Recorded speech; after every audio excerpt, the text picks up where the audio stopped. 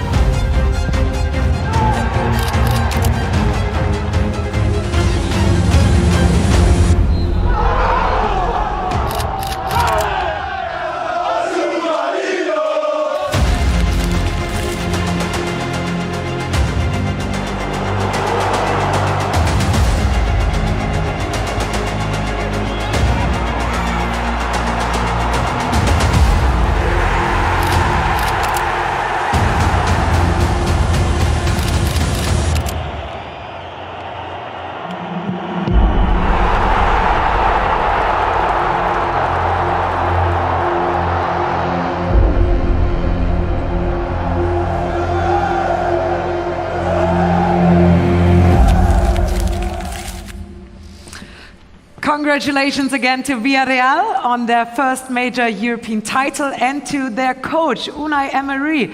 What a story, Wow. who has now won the Europa League an incredible 4 times. Amazing. It was another standout season in the UEFA Europa League football with some exceptional performances from some of the best players on the planet.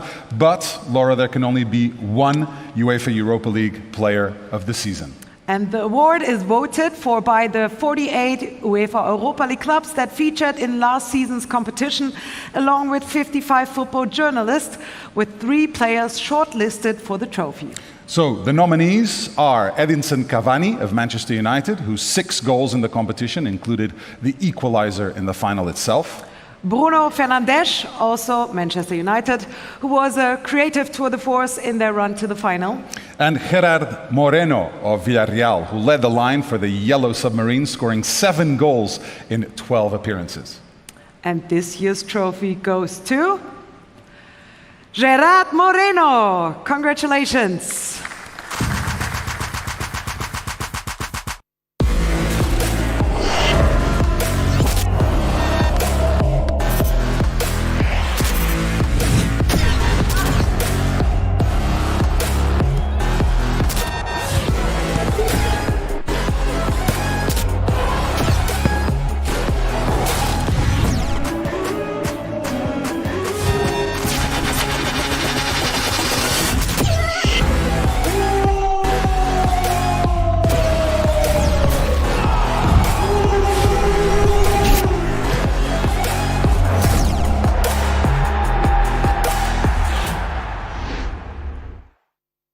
Bueno, muchas gracias a todos. Me hubiera gustado poder estar allí para recibirlo, pero bueno, como ya todos sabéis, por el tema del COVID no es posible.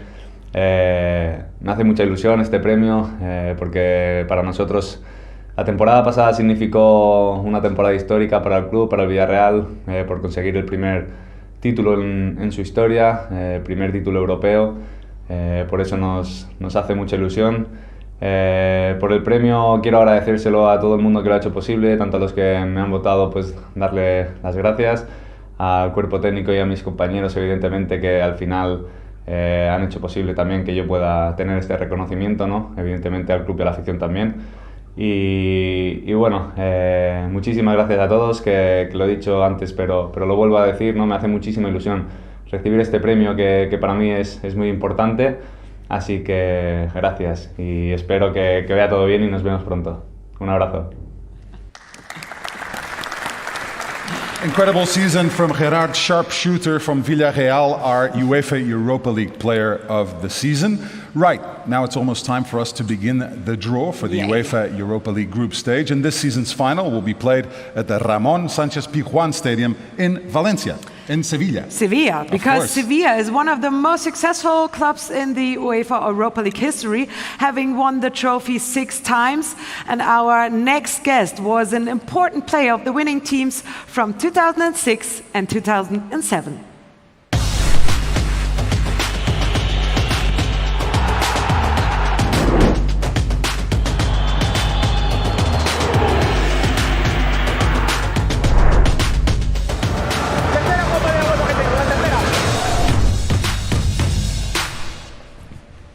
And bringing the UEFA Europa League trophy on stage tonight, ladies and gentlemen, the final ambassador, Andrés Palop.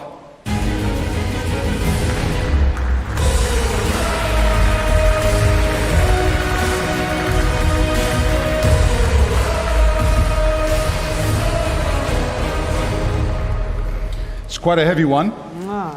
But he's used to winning it. Yes, definitely. He has a great relationship with this trophy. Andrés, great to have you here with us. Buenas tardes. Buenas tardes. ¿Cómo estás? We have to ask you about winning this competition twice with Sevilla. Such amazing memories. How proud are you to be part of not only Sevilla, Andalucía, but Spanish history with this particular tournament? Háblanos de tu orgullo de hacer parte de la historia de esta competición y de vivir emociones con este trofeo. Sí, para mí fue muy importante iniciar el camino del Sevilla hacia los 6 títulos que hoy en día disponen sus vitrinas y conseguir en el 2006 el primer triunfo, el primer trofeo y luego conseguir consecutivamente el segundo fue un auténtico orgullo. Por lo tanto, muy contento de pertenecer a Sevilla en ese momento, a Andalucía y sobre todo pues, que España tenga también un equipo que tenga tantos títulos en la Europa League. And the 2007 success was in a large part down to you. So what are your memories of that final? Well, I'll also help translate a little bit. ¿Qué recuerdos tienes de la final en 2007? Sí, pues yo creo que fue mi mejor año a nivel deportivo. Creo que fue el año que más disfruté. Conseguí 3 títulos ese año a nivel local y en la Europa League. Y sobre todo, pues bueno, vemos imágenes de los penaltis en el último encuentro, donde pude hacer una asistencia, donde pude parar 3 penaltis. Y sinceramente son recuerdos imborrables que llevo muy dentro del corazón. You're the final ambassador. I have to ask you about the final and the stadium where it will be played, in the Ramón Sánchez Pizjuán in Sevilla, a stadium you know so well. Why is it so special? ¿Qué hace el estadio de Sevilla tan especial? El ambiente, creo que el ambiente es un ambiente extraordinario. Creo que tenemos el aficionado, la gente en general, la ciudad, creo que es idónea para recibir a todo aficionado que vaya a ver esa final y sinceramente creo que es un estadio que está ahora mismo reconstruido y puesto como última generación para bueno, que disfruten de un gran ambiente y disfruten de un gran escenario como es el Ramón Sánchez Pizjuán. Thanks, Gracias. Andrés. Gracias. Muchas gracias. It's great to have you here today helping with the draw. So may I ask you now to take your position at the draw table. Thank you. Andrés Palop, final ambassador.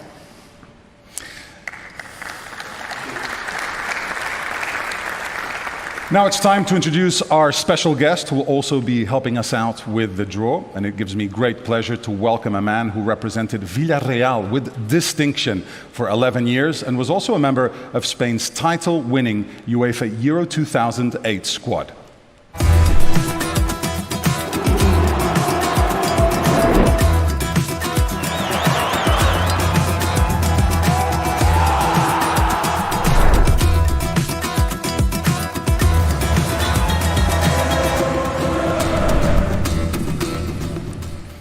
And please welcome on stage Marcus Sinner.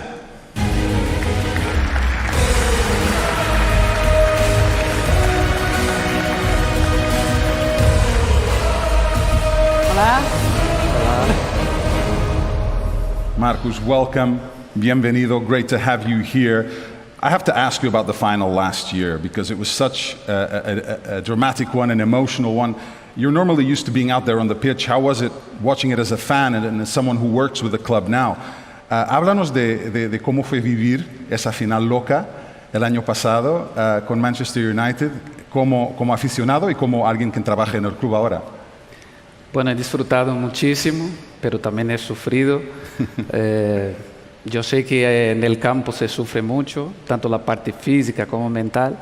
Pero desde fuera también se sufre mental y físico. Pero yo creo que fue un año que he disfrutado al 100%, porque hemos llegado a una final, 20 penaltis, y conseguir ganar a todo un poderoso Manchester United. Para nosotros fue algo histórico y esperamos seguir luchando, ¿no?, para conseguir títulos. And Marcus, you were part of the team in 2006, Villarreal team that came close of winning an European trophy. How good are your memories on that special day? Y háblanos también del equipo de 2006 en la Champions que jugó tan bien. ¿Qué recuerdos tienes de ese equipo? Era un equipo increíble, ¿no? Fue una época donde el Villarreal debutó en Champions League. Hasta hoy seguimos siendo el máximo debutante y llegar más lejos en esta competición. Y hemos disfrutado muchísimo. La idea era ir paso a paso, no teníamos la presión, había jugadores extraordinarios. La verdad que fue una etapa muy bonita para todos nosotros. La afición del Villarreal está muy orgullosa de toda esta trayectoria, ¿no? Lo que viene haciendo el Villarreal. La verdad que me siento un privilegiado de poder hacer parte de esa gran institución que es el Villarreal. Muy bien. Marcus, gracias. Thank you. Also great to have you here today helping with the draw. So please take your position at the draw table. Thank you so much. All right, we're counting down. We're ready to begin the draw. And so I'd like to welcome on stage UEFA Deputy General Secretary Giorgio Marchetti and Michael Hesselschwert, UEFA Head of Club Competitions.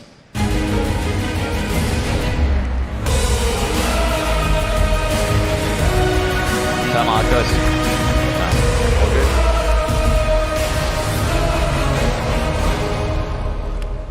Thank you, Laura. Thank you, Pedro. Good afternoon from Istanbul, ladies and gentlemen, where we are keen to kick off another thrilling UEFA Europa League season.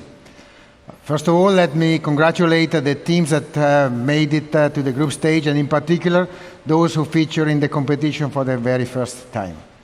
The UEFA Europa League has a new format from this season with 32 teams in the group stage instead of the previous 48, as well as an additional knockout round before the round of 16.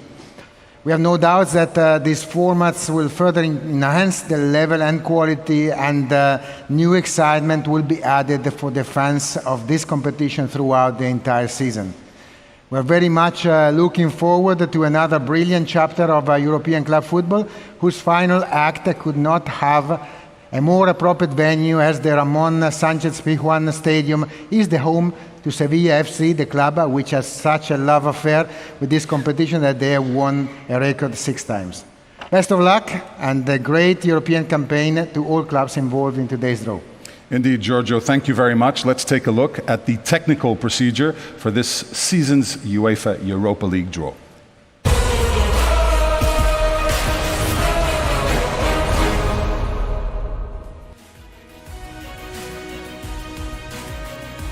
The 32 teams have been allocated to 4 pots in accordance with the seeding principles, based on the UEFA club coefficients.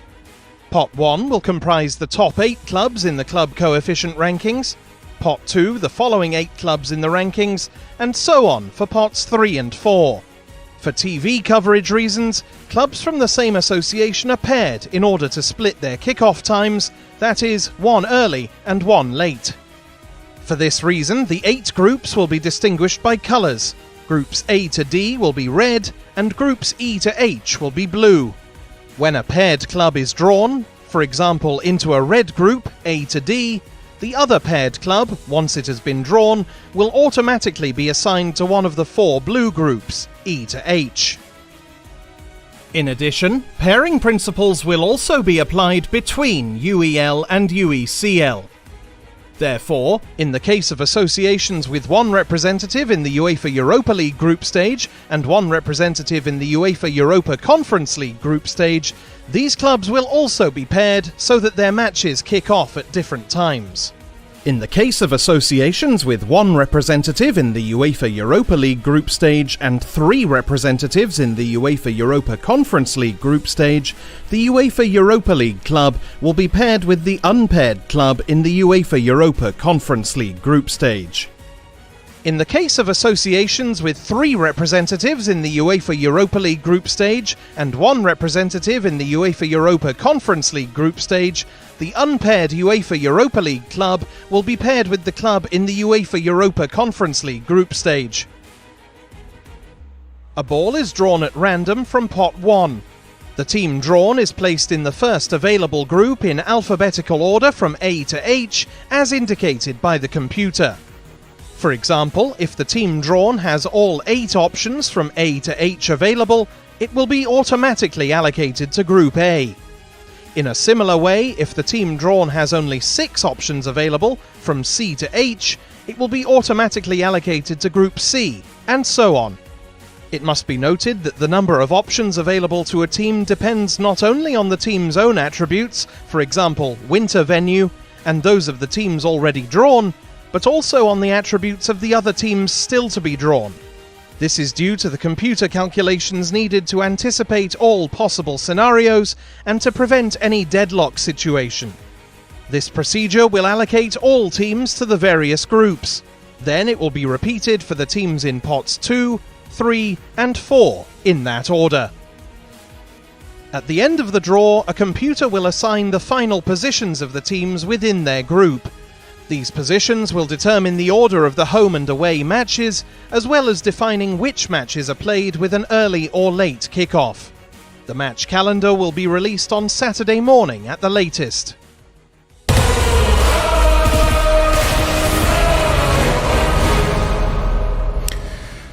So there we have it. That's how it all works. A quick reminder that there are 32 clubs in today's draw. Pot 1 represents the 8 top-seeded teams, including Napoli, Bayer Leverkusen, Lazio. There's really so much quality in this competition. It's fantastic. Let's get going with the draw. Get the ball rolling. Over to you, Giorgio.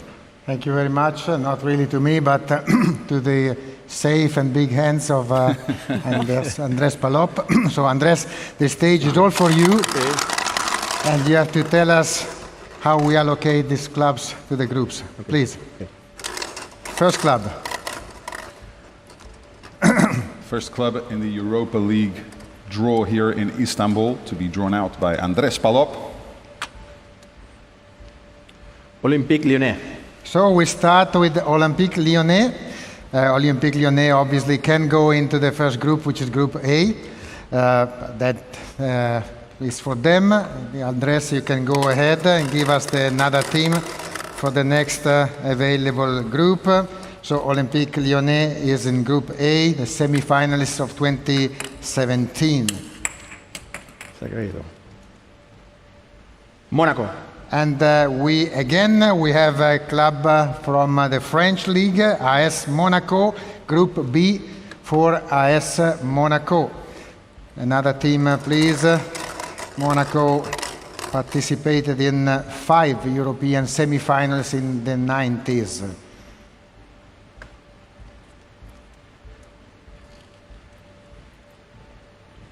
Napoli.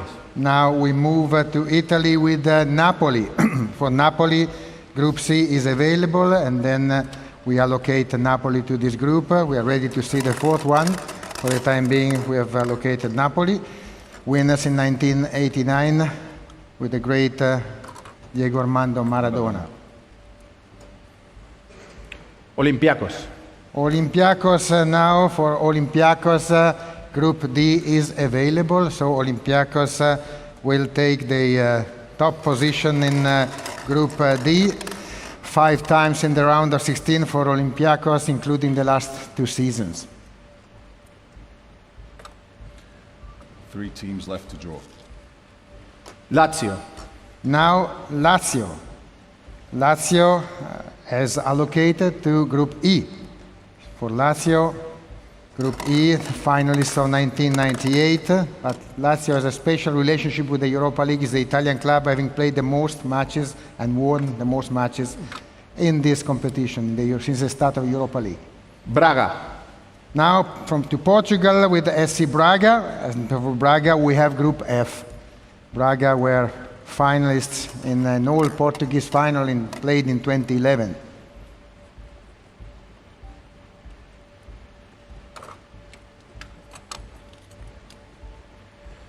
Bayer Leverkusen. For Bayer Leverkusen, it is Group G. Bayer, another former winner of the UEFA Cup back in 1988.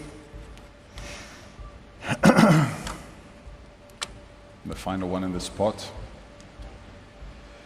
Dinamo. So the last club to be allocated, GNK Dinamo Zagreb, and for Dinamo we have Group H. So that tells us all about Pot 1 and the start of the groups. Thank you, Giorgio. So 8 teams down, 24 to go. Let's move on to pot number 2, which includes, for example, Leicester City, PSV Eindhoven, and Eintracht Frankfurt, who won this competition back in 1980. Michael, you continue. Thank you, Laura. So I do a big shuffle, and then Marcos, we're ready to start. So first team of this pot 2. Let's see.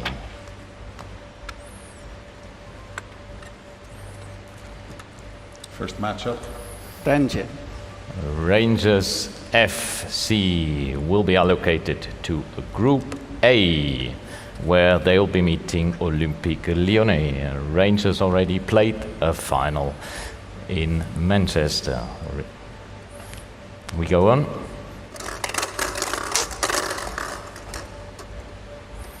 Next team to be drawn out of pot 2.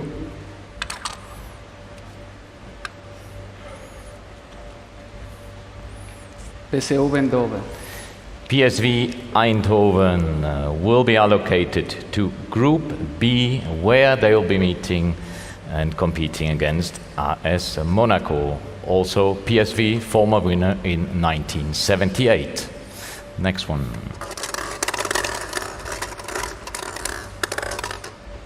Third team.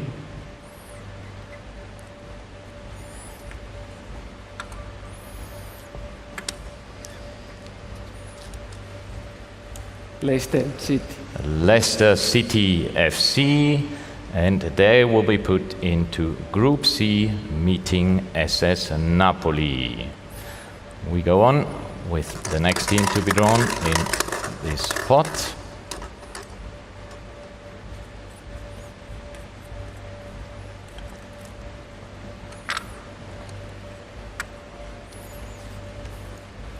FC Lokomotiv. FC Lokomotiv Moscow will be allocated to Group E. Group E for Lokomotiv Moscow, where they will be meeting another Italian team, SS Lazio.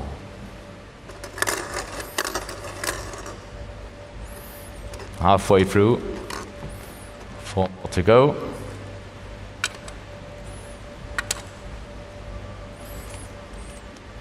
Eintracht Frankfurt. Eintracht Frankfurt from Germany will be put into Group D, where they will be meeting the Greek champion Olympiakos FC. Also Eintracht Frankfurt, a former winner of this competition in 1918, but also the first ever German cup finalist of a European club competition. Let's go on. 3 teams left to draw in this spot. Spot number 2. We've got 5 groups already with 2 teams. Estrella Roja.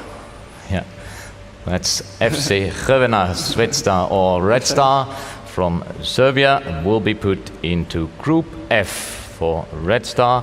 They will be competing against SC Braga, amongst 2 others.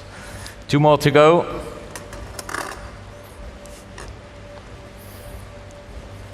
Two more teams at stake.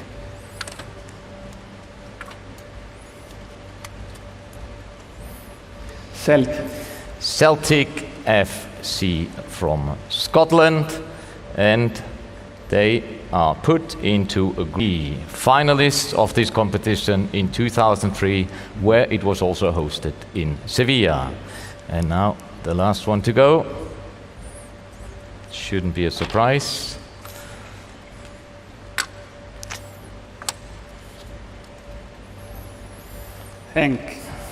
Genk, KRC Genk, to be allocated in the last available group, Group H, where they will be meeting GNK Dinamo from Croatia. That's it from our side. Back to the other table. Yeah, so we're halfway through the draw, and we already have some fantastic matches to look forward to. I mean, looking at these groups, it's difficult to pick a couple, but maybe I'd go for Monaco PSV, Bayer Leverkusen Celtic, Olympiacos against Frankfurt. Anyway, so many great matches. Let's continue to complete these groups with pot 3, which is coming up next. This pot includes the likes of Olympique Marseille, Fenerbahce, and West Ham United. Back over to you, gentlemen. Sure, Pedro, we all want to see more of this group. That's why I'm asking now Andressa to deliver another team, which will help us see this group taking real shape. And we start with this one. Olympique Marseille. We start with Olympique de Marseille, and according to our conditions, the first available group for Olympique de Marseille is Group E. And Group E means that they are joining Lazio and Lokomotiv Moscow. For Olympique, 3 times finalists, including the last time in 2018.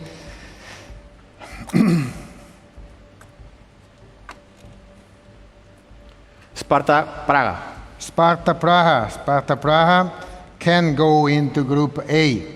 And Group A means that they will be facing the opposition of Olympique Lyonnais and Rangers. Sparta Praha, twice quarter finalists of this competition. There is the Czech team which has played the most matches in the Europa League. Real Sociedad. And now Real Sociedad, the football from Spain.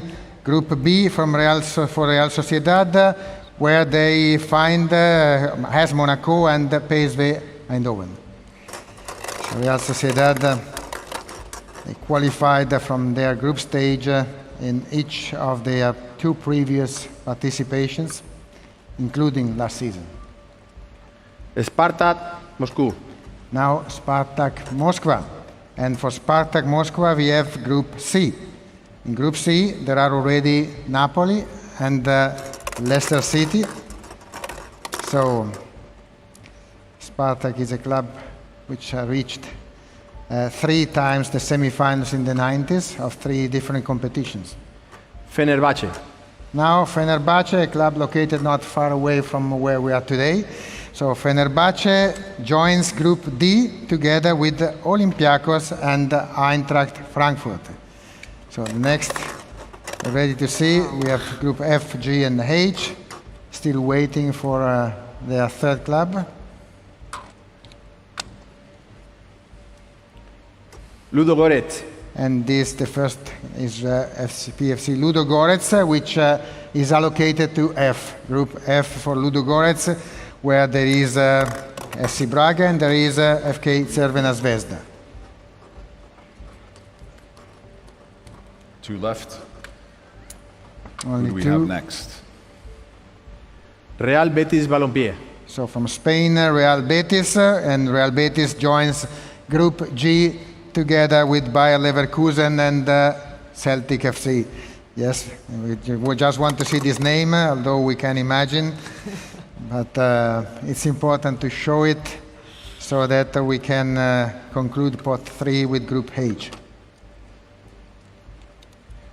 West Ham. So West Ham United, the first participation in the group stage, joins Group H, and West Ham United, interestingly, the 17th team from England participating in the UEFA Europa League.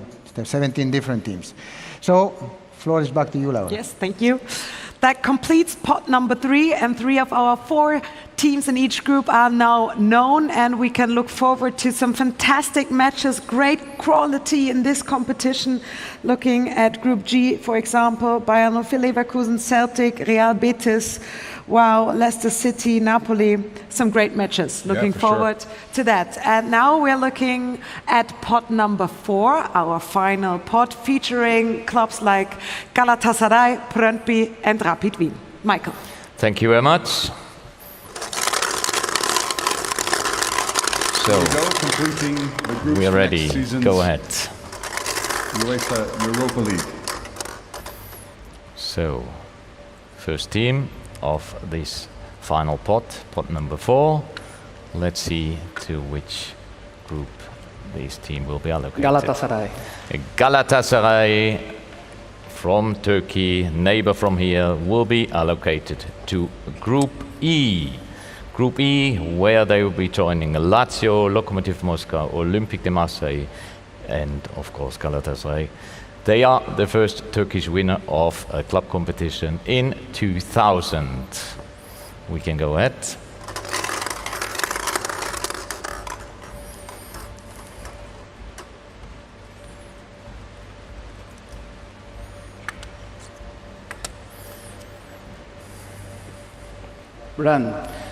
Brøndby from Denmark will be allocated to a Group A to complete this group, together with Olympique Lyonnais, Rangers FC and AC Sparta Praha, also semi-finalists of this competition in 1991.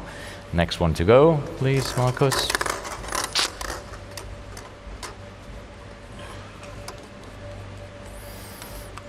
Next team out from this final pot.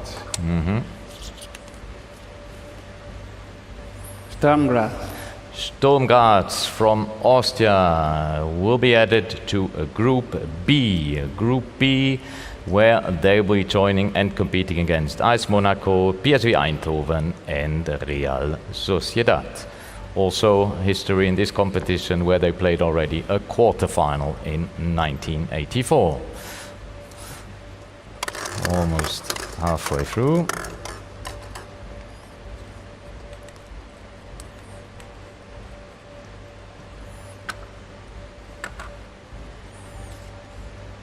Midland. Midland will be joining Group F. Group F for Midland, complementing this group and competing against SC Braga, Crvena Zvezda and Ludo Goretz. So this is halfway through this group, 4 more to go. Some big teams still in the pot.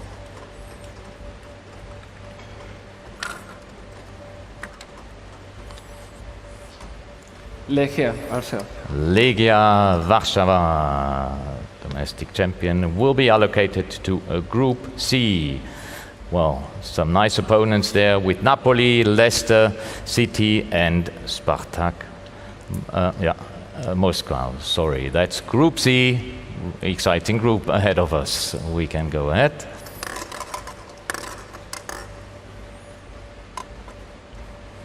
Three more teams available in this pot.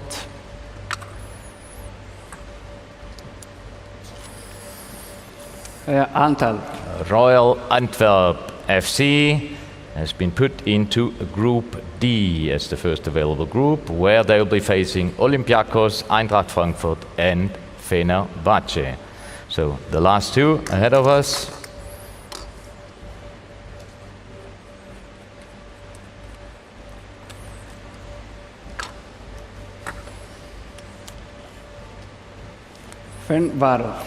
Ferencvárosi TC from Hungary will be put into a Group G. And some nice opponents there with Bayern 04 Leverkusen, Celtic and Real Betis Balompié. Last team to be drawn of this draw and of course also of this group.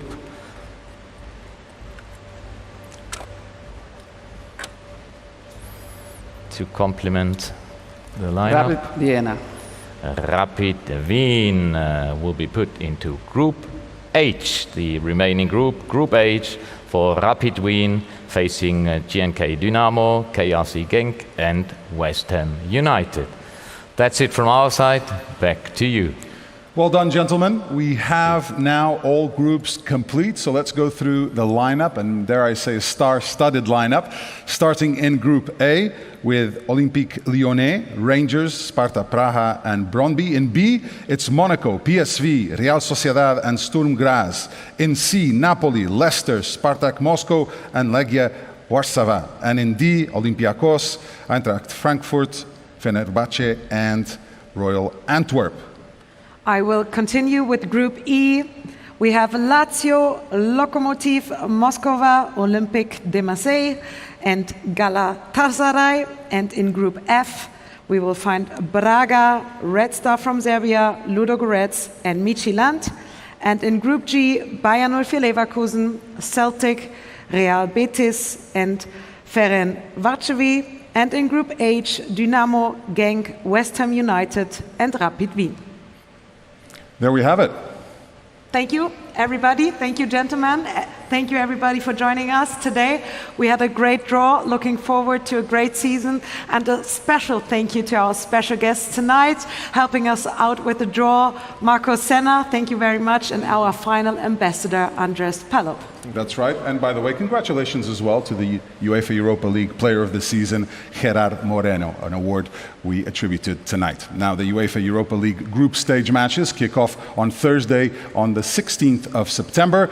Best of luck to all the clubs involved. Here's to another exciting season in the UEFA Europa League. From all of us here in Istanbul, it's goodbye.